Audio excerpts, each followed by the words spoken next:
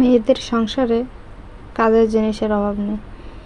এসব জিনিসপত্র কেনাকাটা করলে মাঝে মাঝে কিছু মানুষ বলে শুধু শুধু টাকা নষ্ট করে, অপচয় করে।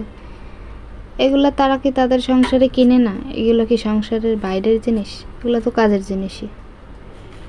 এই অনেক দিন পর একটা ফেরিয়াল আসছিল, তাই একটু কিনলাম। এই যে এইখানে 2টা গামলা কিনছিলাম প্লাস্টিকের মাছ ধোয়ার জন্য, আর হচ্ছে একটা ঝুড়ি, 4টা বক্স।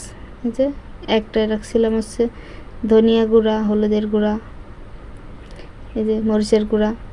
এখানে এখন রাখবো হচ্ছে লবণ, এই যে লবণ রাখতেছি। এগুলো কাজের জিনিস। এগুলো যদি কেনার পরে লোকে বলে যে এটা কাজের না, শুধু শুধু কিনে টাকা নষ্ট করছে, তাহলে আর কিছু করার নেই।